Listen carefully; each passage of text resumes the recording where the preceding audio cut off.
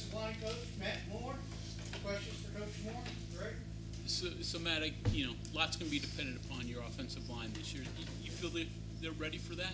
Oh yeah, no doubt. It's anytime you coach a line, it's dependent on every year whether you got really good players or not. You know what I'm saying? So yeah, I feel good about these guys where they are from a snap standpoint, from a mentality standpoint. We got to keep pushing them. We got to continue to get better, but I feel good where we're at right now.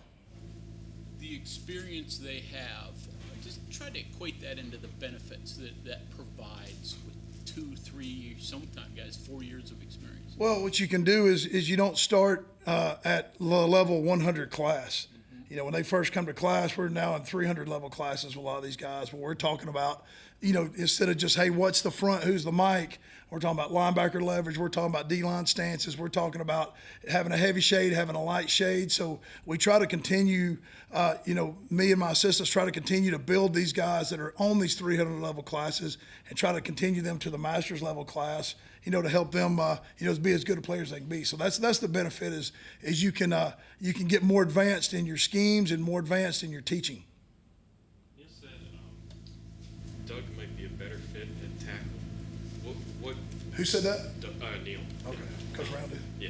So what's the big difference between guard and tackle? What makes Well, his length and his athleticism at tackle is really what helps him. That Yates is actually a better fit inside. He's been playing guard and right tackle because of his length. He's not as long as Doug is.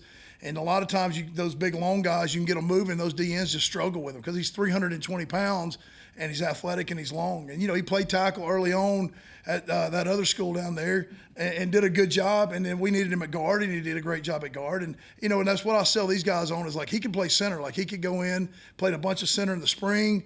And, he's selling himself as a guy that's a fifth-year senior that's going to be an all-conference player at tackle, and he's been an all-conference player at guard, and and he'll be able to play center. So he's selling himself to the next level as that. How's the Yates-Hubbard battle going for Ray? It's going. We're grading them every day. They're getting production grades every day. I'm only grading them at the right guard position. Hubbard plays tackle on days when Yates plays guard, and then Hubbard plays guard, and Yates plays center. So we're really trying to build that depth with quality players, not just, second level guys aren't all guys that are second team guys. A lot of the first team guys know a secondary position. But the battles, it's going good. They're getting after it. So, really just being our third day in full pads, they're just really having 3 days of getting hard grades. Is Tomas pretty locked in at left guard? Yeah, Tomas is locked in at left guard. There's no doubt. I hadn't really moved him around much. He's playing well at left guard. He's still a young player. Being a redshirt sophomore, he's still a pretty young player, but he could move around. He could play tackle also if I needed him. Is there any sense of having an experienced offensive line and with the offense, regardless of who's the starter, going to have a more mobile quarterback, that this almost can be a perfect storm to have maybe the best overall season for the offensive line in a while? Because we've also heard from the linemen that it's easier. It makes their life easier when you have a mobile quarterback. Plus, It's good to have, we call it an eraser. So, like, those two quarterbacks, they can erase some of our mistakes. If all of a sudden you take a bad set and you get beat up field, you got that guy in the backfield that can take off. And the more they do that, the more the D-line has to stay in the rush lanes. They're getting coached to rush your lane, and they don't have as much freedom as they would against a quarterback that's not as mobile, or maybe they can leave A gap open or B gap open. And, he's not going to take off and run like we've had a couple of years, since I've been here. So, yes, it's really nice to have that eraser. So if you do mess up, there's a chance of getting your mistake erased with a guy that can step up and make a play. Fair to say that Yates would be sort of the top backup all across the line if he's not starting? I haven't been working him at tackle much. Now, he obviously started there for 2 years at tackle. I've been working Malone has been doing a phenomenal job at both tackles, and working, being able to work Yates at the center and the right guard spot, being able to work Hubbard at the right tackle, right guard spot. We're just, first year in a long time, I've been able to have multiple good players and be able to move them around and play several different positions with them. So, yeah, he's definitely inside-wise, can play those three spots, and Malone is doing a really good job at both tackles. These players coming and going, you've been pretty successful at keeping your group together. Yes, sir. What's been the secret? Well, having three guys from West Virginia is big. Three really, really good players that love the state and love the people of the state and aren't just looking to jump on the next bus or the highest bidder. It's nice to have those guys. And they're a tight-knit group. They care for each other.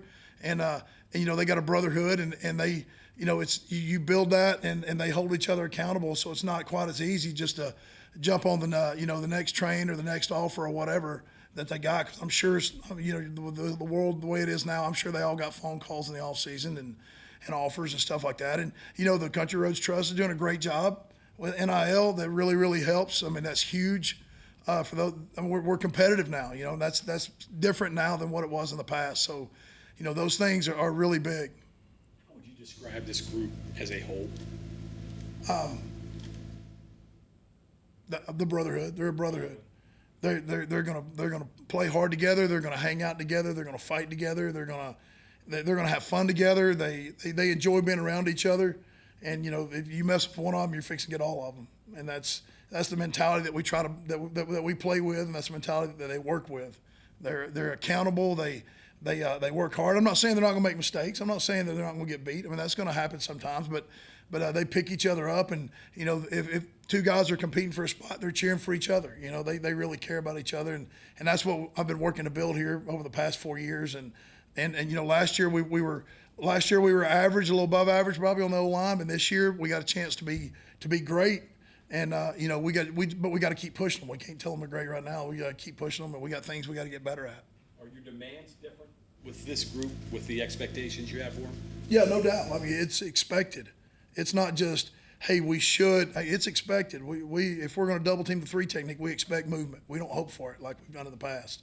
We expect them to do things the right way, and we expect them to win by one-on-one battles.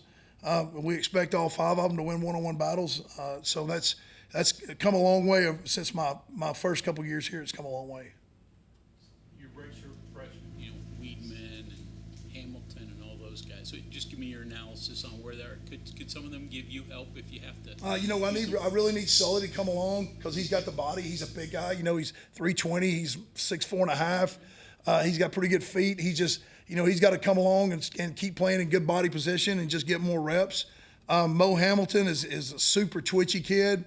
He's probably a little further behind as far as knowing what to do and the way I want it done, but he's showing strides. Landon Livingston is coming along at center, doing a really good job at center. And Charlie is a super smart football intelligence guy. He can play all five positions right now. He can snap and play right and left side, and he's got to continue to get stronger. So those guys are developing, and you got that's what you got to do here. You got to get these guys, and you got to develop them. You got to get them reps.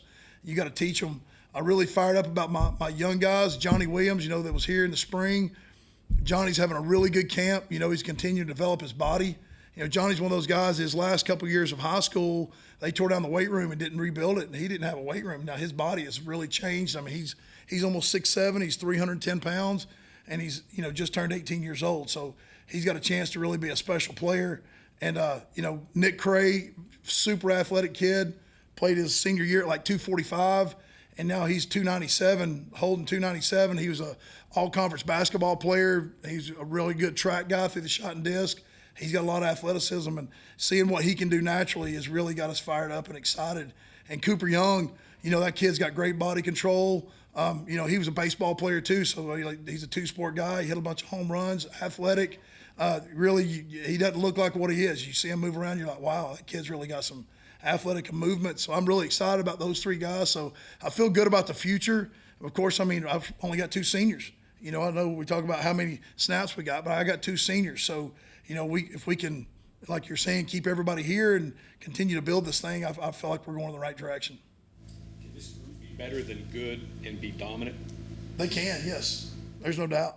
They can be dominant, and it's I think they've got that. I feel like they've got that mentality, but it's always, you feel like you got that mentality, but you got to go up there against a top three defense in the nation game one. I mean, there's no better way to find out if you're going to be dominant or not. You got to go play those guys, and they're extremely athletic, they're extremely fast, they're extremely strong. I mean, they're a top 3 or 4 defense in the nation, and so that's we're going to test it early, and we're going to see if we are what we say we are. Is there any sense for you, maybe just looking out and watching other groups and where people are ranking, that maybe even this group is underrated nationally? No, I don't. I pay no attention to any. You know what I'm saying? I don't. Yeah. I'm an O-line guy. I don't really look at. Hey, did we win? Did we lose? I don't. I know there's stuff out there about us being ranked. You know, People but do rank the offensive yeah, line. I don't. I think you asking me my opinion? Yeah, your my opinion is we're as good as anybody in the country. That's my opinion. I put them up against anybody as far as the mentality, the athleticism, the length, the size. You know, now we got to go do it. So that's how I feel about them. Next step for Zach and for Wyatt, they played a lot, been very good. What do you want them to? Frazier's got to continue to work on his knockback. You know, he's really good with his hands. He's really good at manipulating people with torquing because he's got all that wrestler in him, and he's survived on that. But he's got it to be, you know, where we want him to be from at the end of the season to have a chance to reach the goals that he's got. He's got to start knocking people backwards, and he's got to start getting vertical movement off the ball, and he's got to be able to handle one-on-one pass pro versus nose guards all by himself. And we're you know, that's what we're working on, is his knockback and his one-on-one pass pro. And with Wyatt's just got to continue to grow. He's not blessed with Zach's strength. So that's something in the offseason that he's really worked hard at, is changing his body and getting stronger. He's lived off athleticism, and now he's got to put those together. And you know, he's gotten way better at his hands, at his striking on his pass pro, and his run game, just playing with better pad level, and you know, just being super aggressive in the run game. He's got some really, really nice footwork and explosion and power in his lower half. We got to continue to work the upper half. Not having Zach for the spring maybe put you ahead in the area of having a backup center and feeling better about that? No doubt. It showed me that Brandon Yates can be a starting center. He can be, and it really showed me that, hey, he's a good inside player. Because when I moved him inside, I mean, he did some things and started playing with some physicality that he didn't when he was on the edge, because he was always worried about getting run around. So I felt like it did. I mean, I feel like, you know, I don't think there's anything wrong with, you know, you go to these NFL practices and they have these vet days where they take their best players out for a day, and how are we going to make this thing work without him? You know, because that's what the season's like sometimes. It's like, oh, well, first five's great. Well, I got one down. How are we going to make this thing work? So we'll start doing that as we go through fall. We'll start pulling some guys out here and there and learning how to adjust without them. Since you've been here, has that always been your biggest fear or concern, is that second snapper? Oh yeah, no doubt. That's why, like I said, I got Zach, I got Yates, I got Doug. All three of them are good football players. All three of those guys can start at center. They all know the position. Doug's got a ton of reps in the spring at it. Yates is getting every other day reps at it. So it's not like, oh gosh, I got to go with a redshirt freshman if he gets hurt. We got answers. We can move people around, and we've been working really hard at that to make sure we're getting. Most answers you've had since you've been here in that respect? Oh yeah. I mean, for a while, I played with 4 linemen Scramble mode. several times. You know, so it's definitely getting to where we want it to be. It's just don't always have the patience that you want, but it's what it is. When you talk about the 3 in-state guys are probably your 3 best players, and you talked about the pride they have playing here, how does that trickle down to the rest of the room when your 3 best players all kind of have that mentality about this place? Oh, it shapes the whole room. I mean, you talk about Frazier and Doug and Wyatt and those 3 guys and the pride they have about playing here. I mean, everybody else, they're the hardest workers in the weight room. You know, you look at Tomas, you know, he's just jumped into that mold with them. Yates has jumped in that mold with them. Hubbard, Malone's from here, from Morgantown. So really, I got 4 guys, and Malone's developed himself into a really good player. So having those core guys in my room that work really, really hard, that do things right, that are accountable, that they're always going to be where they're supposed to be, and they're always going to give you the most effort they can. Everybody else in the room, the young guys that walk in the room, even though they may not be from here, they say that's how you're supposed to do things. And that's how you build a room, is you get guys all pulling the same direction. Why is it offensive linemen get married earlier than others? I don't know. I don't know if it's just a comfort level. I don't know. I mean, maybe they know they're smart enough to understand what they got. You know what I mean? And but it's a maturity level with those guys. You know, they're mature dudes, and they you know, they know what they want, and then they grab it when they got an opportunity. You know. selfishly, they're gonna eat well and they're gonna get to bed early on Friday Oh night. yeah, I got no problem with an old lineman. He goes home and watches the news and eats supper and then goes to bed. That's awesome. That's better than walking up down High Street. You know what I mean? Do the wives call? You used to have to worry about parents calling you and asking why their kid wasn't playing. Did the wives call now? I've had no wives calls yet. We'll see how the season goes. I may get some calls from wives. Matt, how close is Bryce Biggs to being a contributor? Is he working multiple spots? Bryce is working at left guard behind Tomas, and Bryce is really improving. He's done a phenomenal job improving his body. He's a bit of a late bloomer. You know, he played tight end and played quarterback when he was younger. Didn't play O-line, I think, until his last 2 years of high school. And it's really starting to click for him. He's had a really good – he's showing that he can go in and maybe be a guy that can get us out of a game. So I'm really proud of how hard he's working and how he's developing his body and developing as a player and starting to understand, you know, how to play the game. You Okay, meant, anything else for Coach Moore? one more. You mentioned left guard for him.